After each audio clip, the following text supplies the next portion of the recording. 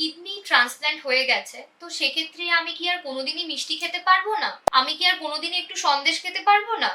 এই ধরনের কিছু কোয়েরি আমরা যাদের ট্রান্সপ্ল্যান্ট হয়ে গেছে সেই সমস্ত পেশেন্টদের থেকে পেয়ে থাকি। নমস্কার, আমি ডায়েটিশিয়ান মানসী দাস। আজকে এই বিষয়টা আপনাদের কাছে ক্লিয়ার করব। যাদের ট্রান্সপ্ল্যান্ট হয়ে গেছে তারা অবশ্যই মিষ্টি খেতে পারবেন, কিন্তু সেটা আপনাকে বাড়িতে খেতে হবে। আপনাকে হাইজিনের কথাটাও মাথায় রাখতে হবে, কারণ আমরা সবাই জানি বাইরে মিষ্টির দোকানে যে মিষ্টিগুলো তৈরি হবে সেগুলো প্রপারলি হাইজিন মেনে তৈরি হবে না।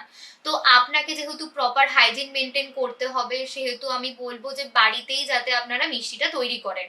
মিষ্টিটা তৈরি করবেন ছানা দিয়ে, যেখানে আমরা ডাবল টোন দুধ ইউজ করব। ছানা দিয়ে আমরা রসগোল্লা বানাতে পারি, ঠিক আছে। রসগোল্লার রসের জন্য কিন্তু আমরা স্টিভিয়া ইউজ করব অবশ্যই, ঠিক আছে। চিনি, গুড়, মধু এগুলো কিন্তু আমরা ব্যবহার করব না।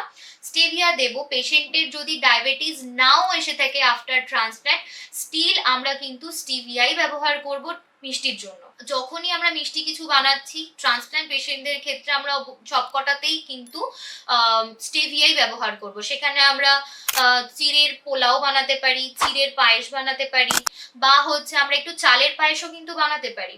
আর কি বানাতে পারি, আমরা একটুখানি কালাকার টাইপের বানাতে পারি, যেটা কিনা আমরা প্রপার ছানা দিয়েই তৈরি করব। বা হচ্ছে আমরা একটু লাউয়ের পায়েস যেটা সেটা বানাতে পারি, লাউটা ভালো করে কুচি করে। বা হচ্ছে আমরা একটুখানি গাজরের হালুয়া বানাতে পারি। এই খাবারগুলো কিন্তু অবশ্যই মিষ্টির মধ্যে আমরা রাখতে পারি।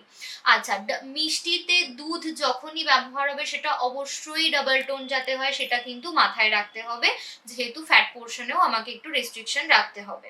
ফার্দার যদি আর কোনো কোয়েরি থাকে যে মিষ্টি নিয়ে আর কি জিজ্ঞাসা করতে পারি, তো সেই রিলেটেড কোয়েরি থাকলে কমেন্ট করবেন, আমরা অবশ্যই সেটা ক্লিয়ার করব। ধন্যবাদ।